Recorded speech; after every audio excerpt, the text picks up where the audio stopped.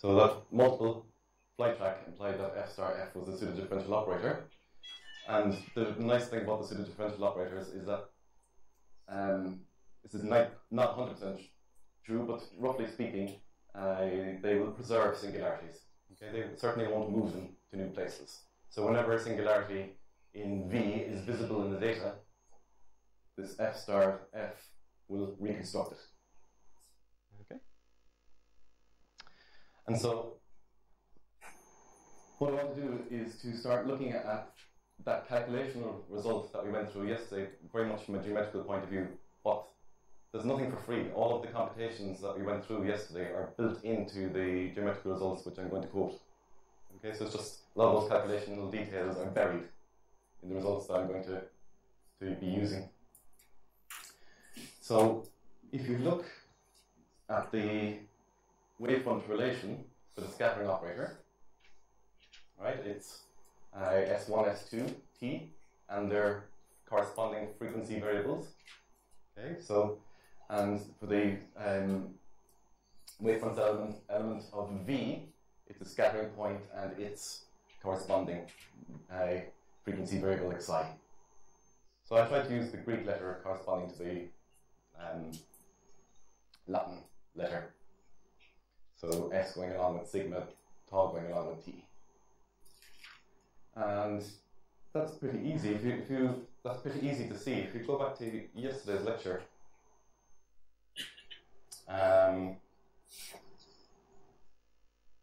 let's see if I can find it.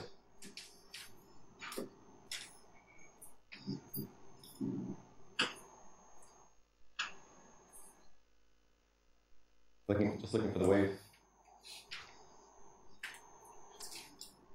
There. Here's the scattering operator from yesterday. There's the phase function. And if you remember, the wavefront relation was basically the points at which the phase was stationary. Remember? Try to remind you.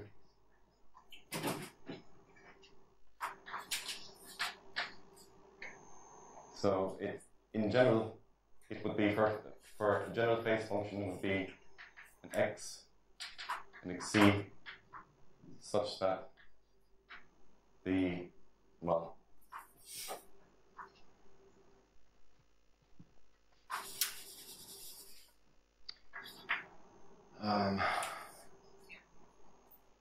so we'll have st sigma tau x c, okay, such that the gradient with respect to omega, there's only one frequency variable in this phase function, it's omega, but that's equal to 0. The sigma is the s gradient of phi. These are all evaluated at the stationary points. I'm not going to write down all the details. Xi, because it's a twisted relation, it's got the minus sign, so it's negative x gradient of phi. Okay, and tau is really omega, but it's just any non-zero quantity. Okay, so if you look at that phase function that we have over there, and for example, if we were to calculate the x gradient of this distance function, right? The x gradient of that is just the unit vector, right? Pointing from never mind about all the minus signs. It's basically a unit vector either pointing from the source location gamma best down to the scattering point on the ground, or vice versa, right? Depending on the sign of omega. Okay, so if you look at calculations like that, what you'll arrive at is this type of description for the multipass SAR. Okay, and it's pretty easy to visualize actually. So time is what you'd expect it to be. It's twice the distance between the source and the scattering point divided by the speed of light, right? So it's got to go down and come back. Right? So you double up your travel time. So that's pretty plausible. If you were to look at the s partial derivatives in that phase function, again you get a unit vector which you'd be projecting onto the the corresponding component of the velocity of the flight track. Right? Like we did a del del S1 or del del S2 on that function, you'd pick up those dot products. So you get the unit range vector pointing from the source to the scattering point onto the ground, projected onto the two components of the velocity for I equal to 1 and 2. Okay?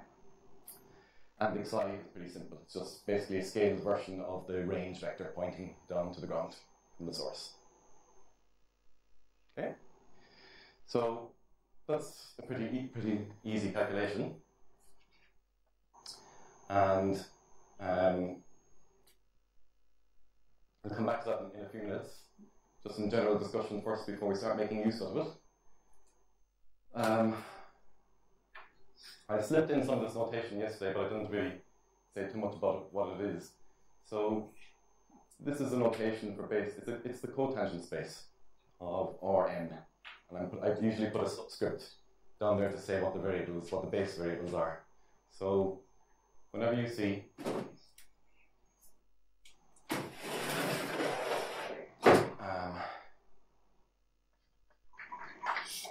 x and xc, usually I'm thinking about those as being points in T star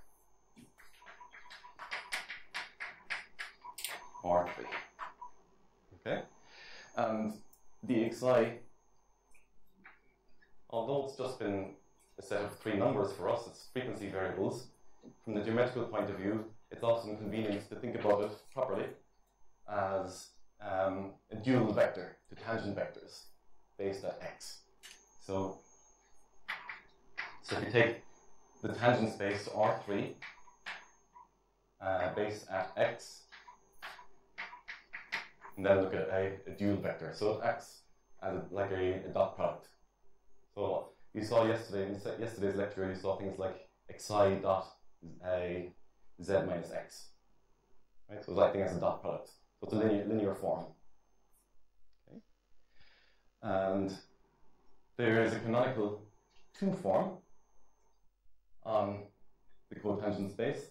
Sometimes I'll just refer to the cotangent space as space, right? So for short, from the mechanics analog, right? And so it's the wedge product of dxi, dxii, where you sum over the components. But if you want to have a more concrete way of thinking about it, let's say you want to compute sigma on a pair of tangent vectors to the cotangent space. Okay, so you need to put in a delta x1, delta xi1. So now these are tangent vectors to the cotangent space. Okay, so one tangent vector and another tangent vector. Right, so this 2 form, you feed in 2 tangent vectors. And the formula is very simple. You just take the dot product of that with that minus that dot product. So it's sorry, I'm used to dealing with these words. So it's delta xi1 dot delta x2 minus delta xi2 dot delta x1. So it's this kind of cross dot product subtracted from each other. Right, so it's a simple formula for it. And the reason I'm bringing that 2 form up is if you consider a manifold inside in the phase space, okay, and if that manifold has the property that if you take any pair of tangent vectors and you feed them into sigma 2, like we just did over there, if all the tangent vector pairs that you feed in from that manifold vanish when you feed them into sigma 2, that manifold is called a Lagrangian submanifold. Okay? And it's got a very, very nice structure. Right? That's a very, very restrictive condition. And one of the consequences is actually the dimension of the phase space is 2n. Right? You have m x variables and m xi variables, so you have 2m variables in the phase space. But if it's a Lagrangian submanifold, it's it's automatically a submanifold of half that dimension. Right, so its dimension is n. And the whole reason I'm bringing this up is that that lambda that we had on the previous slide, right, the wavefront relation for the scattering operator, since it arose from the phase function of an FIO, general FIO theory shows you that that is a Lagrangian submanifold. Okay, so it's a Lagrangian submanifold of T star, subscript STX, and a T star 6. Right? So it's a 6-dimensional manifold inside in a 12-dimensional phase space. Okay. Right, so it's got this nice geometrical structure, which I'm just asking you to believe, but that's, it comes from standard for integral operator theory. And so the dimension of our wavefront relation is 6. Okay? And it's actually pretty easy to convince yourself, I hope, that S1, S2, so S1, S2, that's 2 variables, X1, X2, X3, 5 variables, and the frequency tau is actually a global coordinate system. Global coordinate system for that manifold. Okay. Can you kind of see? If you know what x is, and obviously you know what that is, we already have given ourselves s. Let's look at the time. We know we've given ourselves x, we've given ourselves s. Pretty easy to work out what t is. Xi, it's just the unit vector again made up of x's and s's and tau's. So you can get everything else in there out of those 6 coordinates. S, x, and tau.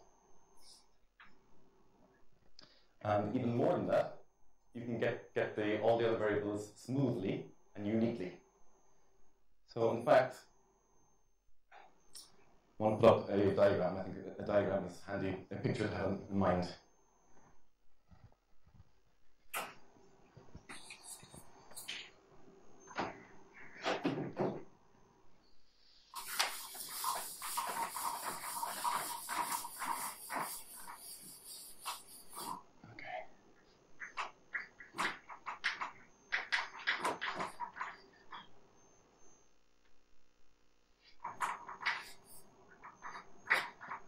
So sitting inside in T star R6, we have our wavefront relation, which is tells us how singularities in V are mapped to singularities in the data, or how the wavefront sets are mapped to each other. And then there are these 2 natural projections. Right? So you'll have a ST sigma tau, comma x psi. Those are what the elements of that submanifolds look like. And then you have a natural projection, which I call the pi L, projecting off over to the left, which are just the data variables. Okay. And then we have a corresponding projection to the right, which are the wavefront set elements from V. So we'll leave that one alone for the moment. We're going to concentrate most of our attention on this left natural projection.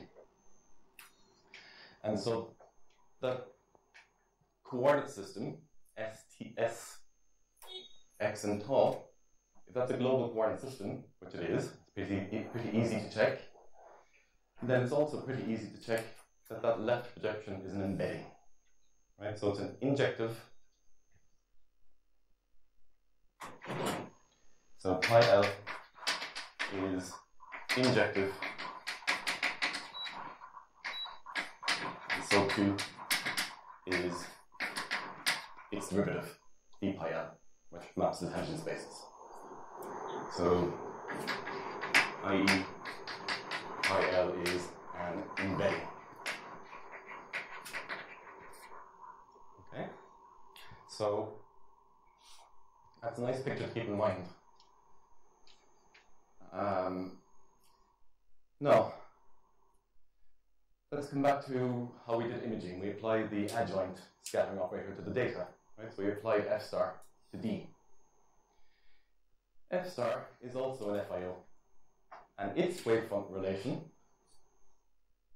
consists of elements which are just basically written in the opposite order. Right? It's just a transpose. Okay. So, yeah, let's just do it over here.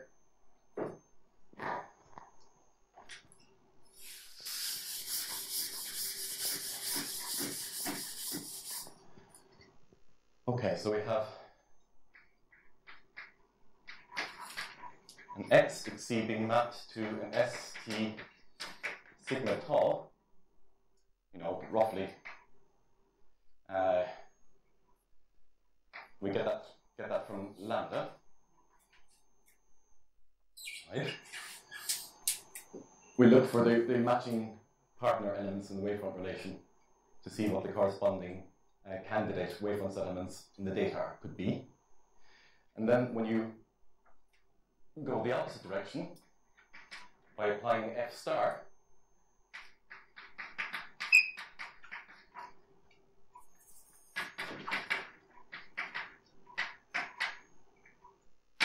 you're going back to some wavefront settlement in the x variables to lambda star, right? That's the wavefront relation of f star, right? But just look at this. If we said that that was an injective map, so we start here, we go to that wavefront set element in the data, and when we go back in the opposite direction, we have to end up in the same place as we started, since this map was injective. Okay, so IL injective means that xi is x prime psi prime. Right? So we end up reproducing the correct singularities. Okay, so that's why the method that we were using in imaging yesterday was working properly. Right? Mapped a wavefront element in V to a wavefront element in the data. F star maps it back to an element in the T star X space, and because of that injectivity condition, it has to map back to the same place. Okay. Right, so more symbolically, what we're saying is that the wavefront relation of f star f is given by composing the two relations for f and f star. Right, so on the next slide, I'm just reminding you what it means to compose two elements. Just abstractly, from the set theoretical point of view, suppose you have a pair of elements in one relation, another pair of elements in another relation, then you can compose those two relations by this common B to get an AC. Right, so AC, those are the elements that are in that composed relation. Okay, so that's what we've just shown, is that the wavefront set element of f star f belongs to what we call the diagonal. Okay, so here it is in fact. Right, so it's just a set of pairs of possible wavefront elements in V, but actually they're identical.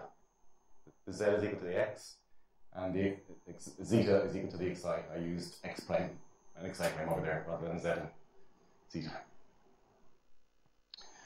Alright, so in other words, pretty much what we have shown is that f star f is an FIO. Now it's not even obvious that it's a Fourier operator. I'm brushing quite a few details under the carpet there, but what we have shown is that its wavefront relation does belong to the diagonal, right? It puts an x and xc to a z and zeta, which is the same as what it was, right? And that's the property which pseudo-differential operators have. They don't move singularities. They either wipe them out or they'll preserve them, but they won't shift them to a new place. Okay? So that's the so-called pseudo-local property that pseudo-differential operators have. Okay? So that's a geometrical kind of derivation of yesterday's lecture. Okay. Except the not obvious part here, it being an FIO and so forth, that was what we worked quite hard in yesterday's lecture to show.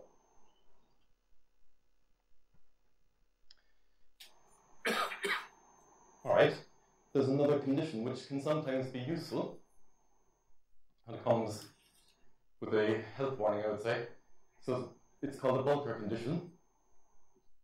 So suppose you have a Fourier integral operator which maps distributions in a manifold X, say, to distributions in a manifold Y. And suppose the left projection is an embedding, just like we had over there. The left projection from its wavefront relation is an embedding. Then F star F will be a pseudo-differential operator. Okay. Now, the reason I say it kind of comes with a health warning is I think it's very tempting to kind of take these big results and start applying them blindly. You could end up in trouble if you don't really understand what you're doing. In fact, I was never aware of the existence of this result. When I started using it, I had to derive it for myself. In fact, I'm not aware of a derivation anywhere except in Gilman's Cosmology in 2+1 Dimensions book, and there it's completely geometrical statement.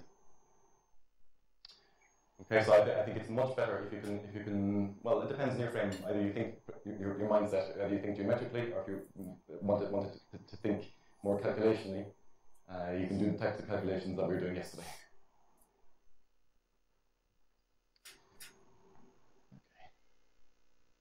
All right, so we've gotten yesterday's lecture from a kind of an abstract geometrical point of view, and what I want to do for the rest of the lecture is to consider other types of data sets. Okay, so yesterday and today we've been considering multiple path flight tracks. Okay, and our receiver location was actually gamma of S as well.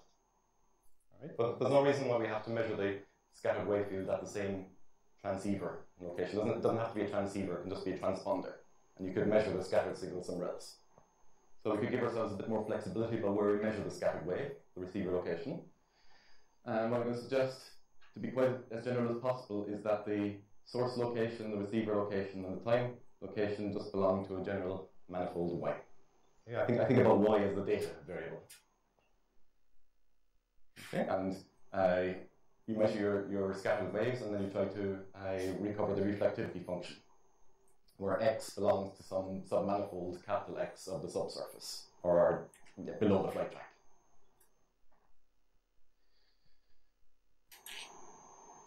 Okay. Hopefully it's pretty clear that you want to have at least the number of degrees of freedom in the data as there are in the number of degrees of the reflectivity function that you're trying to recover. It doesn't look very hopeful that you recover a function of 3 variables from a data set which has got dimension 2, or 2 degrees of freedom. Okay, and in general, the most common scenario is that the number of data variables, or the number of degrees of freedom in the data, matches the number of degrees of freedom in the reflectivity. So that was the experiment that we had yesterday, and today we had actually, I'm going to leave that there.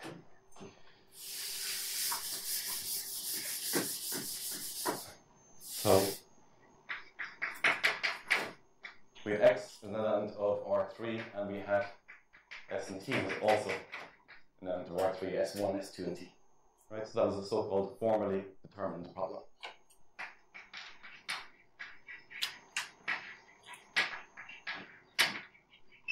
Okay, so that's what we mean. That's what I mean by formally determined, where the number of input variables is the same as the number of output variables. Okay, so just to do something a little bit different, let's suppose that the scatterer that we're after is on the ground. So you might think of a building top, which isn't quite on the ground, but compared to a fairly large height at which the satellite is located, it's pretty much on one of the coordinates, on x3 equal to 0, say. You can do something a bit fancy. You can build in topography as well, not just have b equal to 0. But the results are not that, the analysis is not that much different from this. So now we're going to give ourselves just 2 degrees of freedom in the scatterer, and we're going to concentrate the scatterer to be on the ground. Right? So it's got this delta of x3.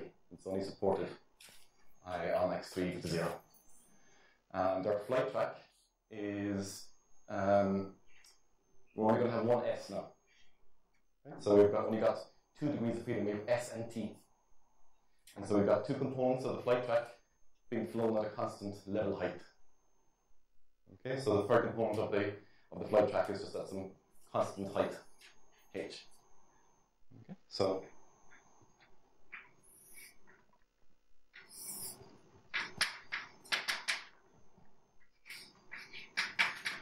gamma of S is just moving across the sky at some height h. It doesn't have to be left to right. It doesn't have to be a straight line. Right? It could be a curve as well. Okay.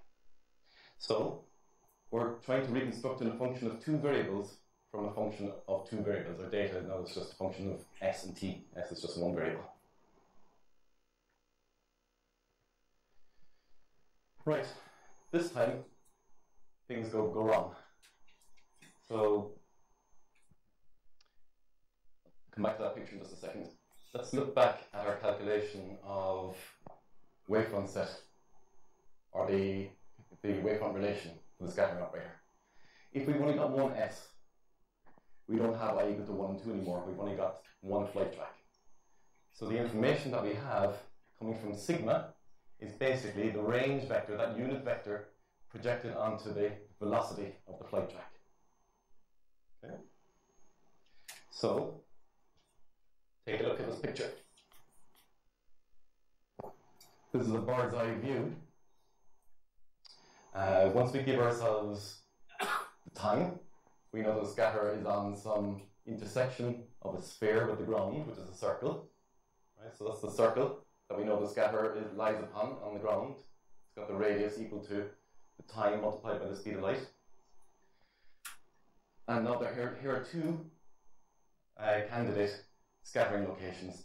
This is the curved flight track as viewed from above the flight track, looking down on the ground. Okay? This line is a tangent line to the flight track, going through gamma of S. And both these points on that circle, which are equidistant from the tangent line, have got the same projection onto the tangent vector, velocity vector of the flight track. All right? So you take that vector and you project it onto d gamma ds, which is, along that tangent line.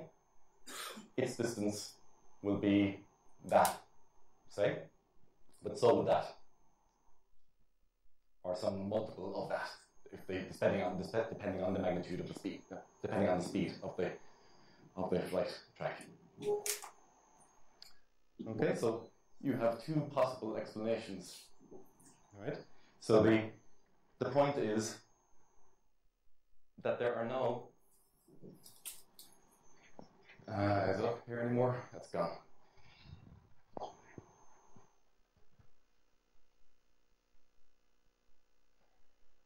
We no longer have this nice z being equal to x and xi being equal to zeta. There's 2 possible explanations for how the scattering could have taken place. And when you do the back projection of the data, let's say the true scatterer was there. The back projection will reproduce an image in the correct location, but it will also reproduce the kinematically consistent scattering that could have taken place over here. Okay. So here's a picture. I took kind of 2 bump functions, one with maybe half the height in the bump as the other one. The flight track is directly up through the center here. We simulated the data and did the back projection, reconstructed the bump function correctly on the right, and there's its mirror image across the flight track on the left. Okay? So, and I want you to notice as well that it's not any weaker. In fact, it looks identical strength-wise. That's a real problem. Okay, so from the point of view of the wavefront relation, instead of being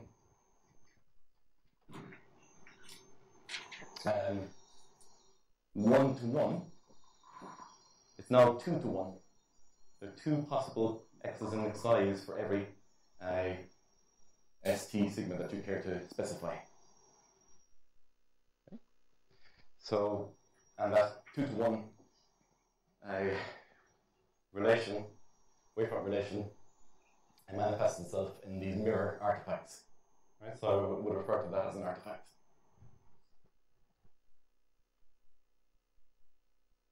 Okay. So something it's not as nice as the last scenario, where we got a f star f being a pseudo-differential operator and the image being put back in the correct location and nothing else, no artifact. So certainly the Bolker condition is not satisfied. I've got this 2-to-1 relation, breaking it immediately. So then the question immediately arises, well, what kind of operator is the normal operator? It cannot be a pseudo-differential operator anymore, right? Because it's moving the singularity. Right? Remember the pseudo-local property? Preserves whenever singularities are visible in the data, put it that way, the pseudo-differential operator will preserve. Right? So if we'd done this experiment in the multi-track pass, this would have been wiped out and we would have just reconstructed that. That's the pseudo-local property. But in this case, with less data, with just a single flight track, right, only one S variable, we reconstruct an artifact as well. So the f star f actually has moved the singularity as well as keeping it where it was. So it's certainly not f star f is certainly not a pseudo-differential operator because it has moved the singularity. And so the answer is we've got to look at a new class of operators. They are somewhat unfortunately named as singular Fourier integral operators. The singular doesn't mean that there's a singular amplitude like that. You'll see in just a second or in a few minutes where the word singular comes from. Alright, so there are a new class of operators. The Fourier integral operators, and I'm not sure if I mentioned this, but I'll mention it now.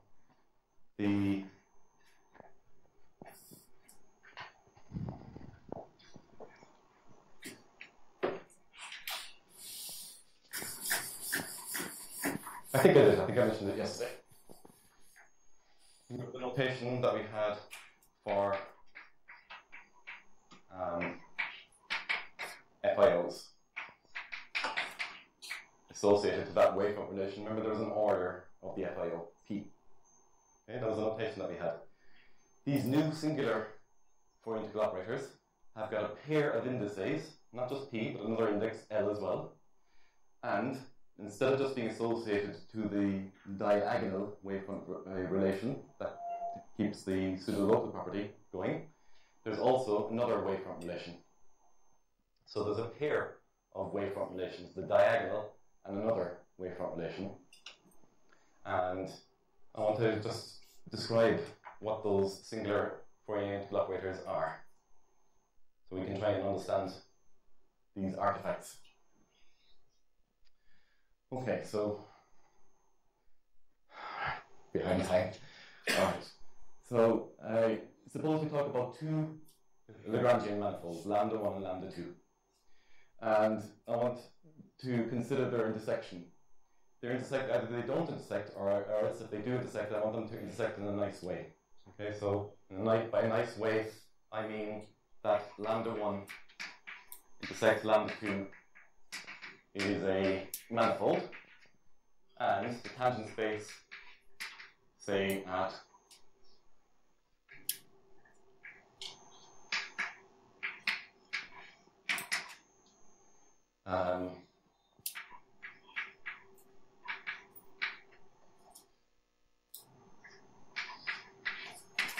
if you intersect the two tangent spaces, then that's the same thing as the tangent space of the intersection.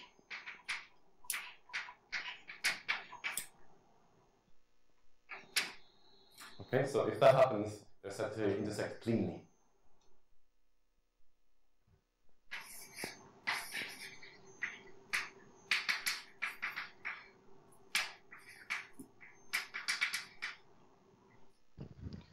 Okay. So I want to consider Fourier integral operators whose principal symbol vanishes on both lambda 1 and lambda 2. Remember the A? The principal symbol A from yesterday's lecture? We want that to vanish its principal symbol at least. That's its leading order asymptotic symbol. I'll click back since I have the other one open. Do I still have it? There. The leading order part should vanish on lambda 1 union lambda 2. And I want another pair of pseudo-differential operators where this one vanishes on lambda 1 take away lambda 2, and this one vanishes on lambda 2 take away lambda 1. Okay?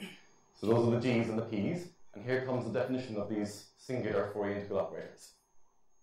So distribution kernel, really, belongs to one of these IPL classes of singular Fourier integral operators if there's an index S, so some real number, fixed real number, so that U is in that localized subloss space, and no matter how many of these first order G's that you apply to it, it remains in that space. Okay, that's one condition. If you apply P1 to it, it becomes a Fourier integral operator of that order with that Lagrangian. And if you apply P2 to it, it becomes a Fourier integral operator of that order on the other Lagrangian. Right? So this is a generalization of Fourier integral operators. You could think about lambda 2 as being the empty set, and we would be back to actually an equivalence definition of Fourier integral operators. It's the so-called iterative regularity definition of the IPL classes. Okay, so actually, in the single flight track that we've just been discussing, where we got these artifacts, if the flight track is either a straight line or has nowhere vanishing curvature, then the result is that F star F is one of these IPL classes. It's an I30 class with a diagonal, and the other Lagrangian is that mirror wavefront relation that reflects across the tangent line.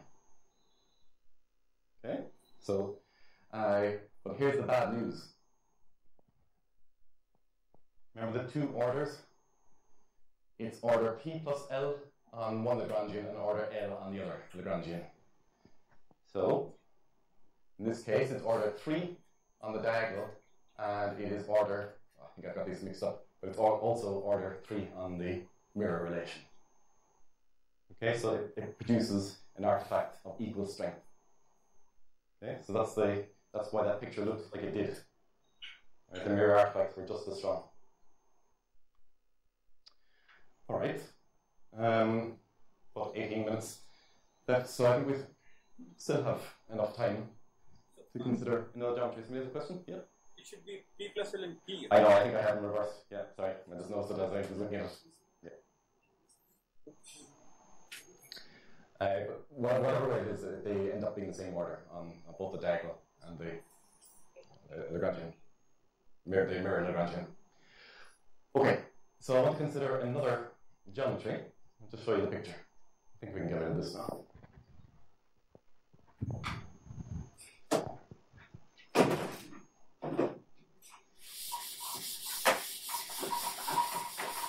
This geometry is called the common midpoint geometry, and it's motivated really from experience in looking at seismics. It's one of the ways that seismologists collect data, or at least process the data.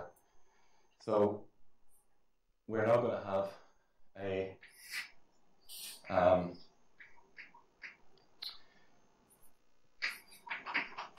gamma S and a gamma R, right? And these are have a common midpoint in the sky. Okay, so this one is, say, moving off over to the right, like that, and this one, the receiver, is going to be moving off over to the left to keep the midpoint common and fixed up and in the center. Okay, so here it is parameterized. So the transmitter, I suppose I use that as gamma T, actually, transmitter. So the transmitter is just got coordinates S0, make it go along one of the axes, and again at a constant height h. Whereas the other one is traveling off in the opposite direction. Okay, so even though it's a radar type of a suggested way of collecting data, it also has of interest in seismology. I'm not going to go through the derivation, just to tell you the result. F star F belongs to a sum of 4 IPL classes. Right? One of them will be nice and well behaved. It'll put singularities back where they came from, the diagonal, right? X xi will be put back to xxi. But then there are 3 other wavefront relations that basically take the singularity and reflect it across either the x1 axis or the x2 axis, or else the x1 axis followed by the x2 axis. In other words, central symmetry. Okay. Come back. Actually, I'll show you the picture. There's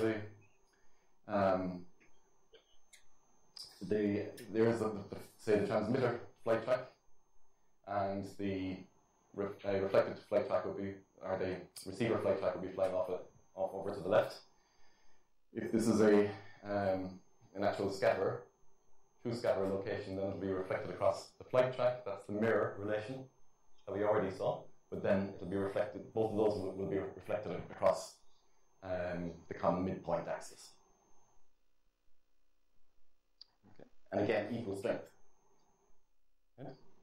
So no way to distinguish what's real and what's artifact. This geometry is also fairly interesting because it can be interpreted from the point of view of radar.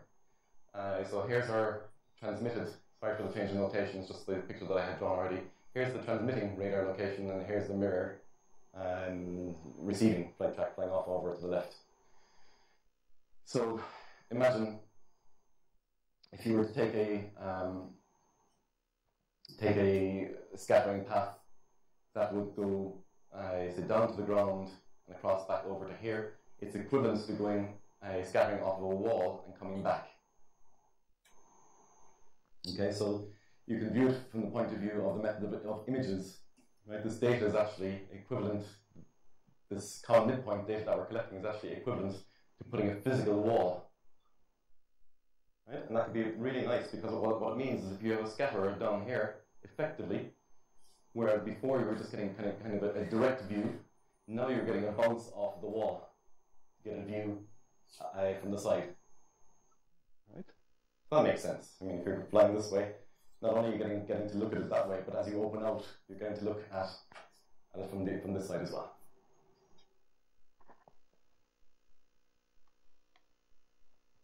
All right.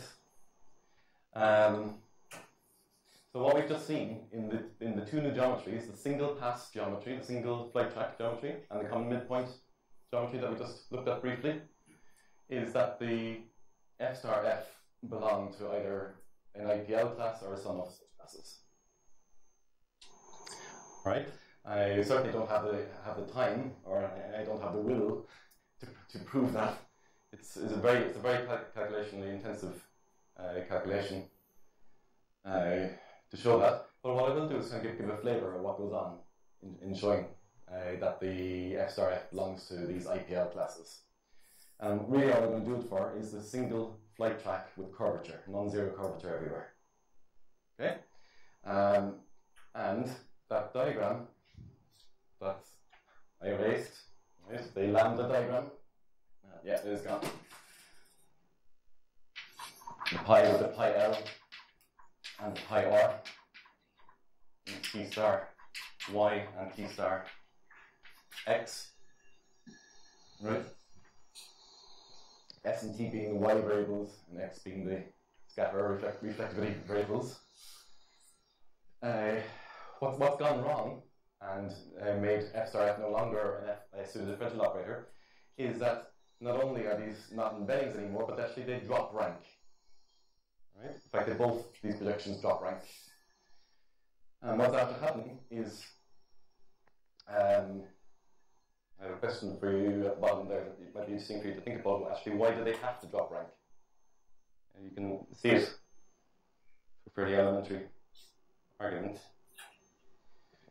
So, to explain that, I need a few concepts. All right? So, And these concepts come from the theory of singularities. That's where the singular part of the singular Fourier integral operators comes from, the terminology.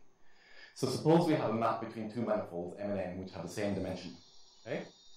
And suppose the rank of this map is full everywhere except along some submanifold sigma, usually a codimension 1 submanifold, where it drops rank by 1, right? And suppose it's kind of a non-degenerate dropping of rank, so that the gradient, if you like, of the determinant of the map at that singular set is non-zero.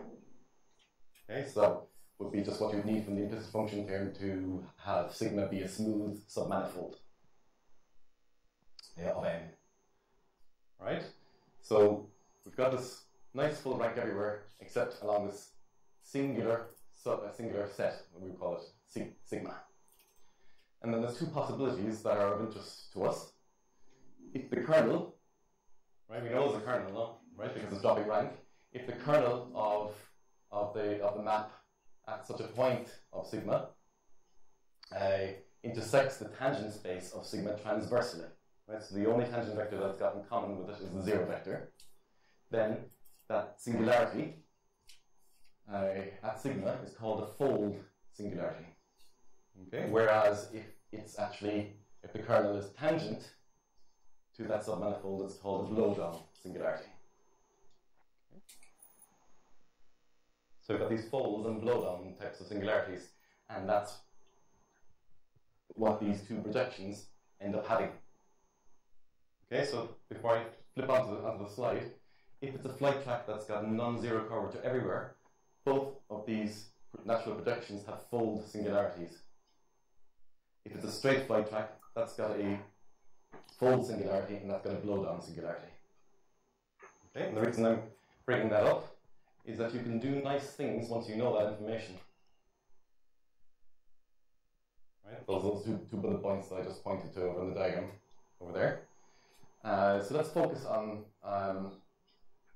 scenario number 2, where you've got the non-zero curvature of the flight track everywhere, and both of those projections, pi L and pi R, are folds. If that happens, a piece of terminology, lambda, Wavefront relation, is said to have a folding canonical relation. It's said to be a folding canonical relation. Okay, and that's a really nice type of canonical relation that's very well known. There's a famous paper, near peak scattering, by Melrose and Taylor, that gives a canonical form for the phase function of such operators.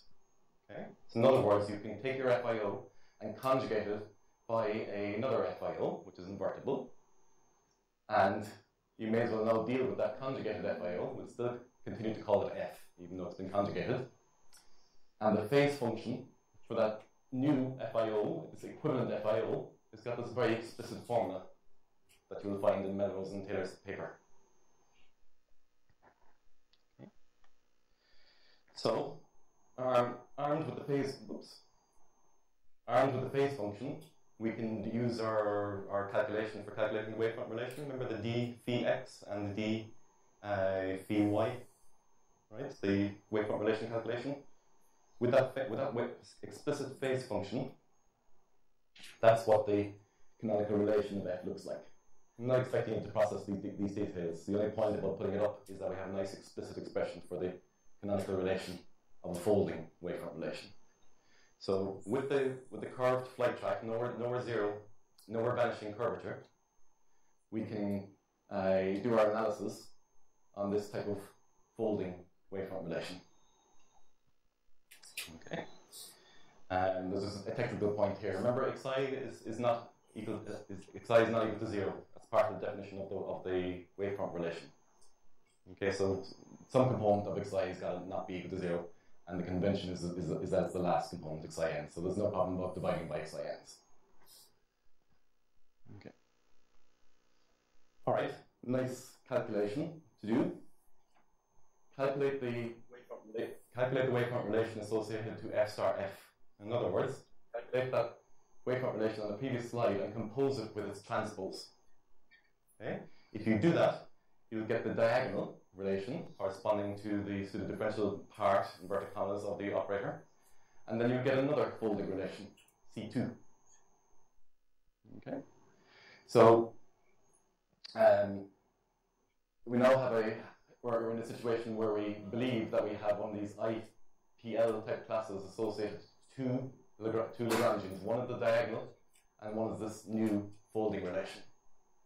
And all the work which I have said that I would not do, it's just a very intensive calculation, is to find those G operators, those first order pseudo-differential operators which would vanish on the union of lambda and C2, and see that you've got that iterated regularity condition holding.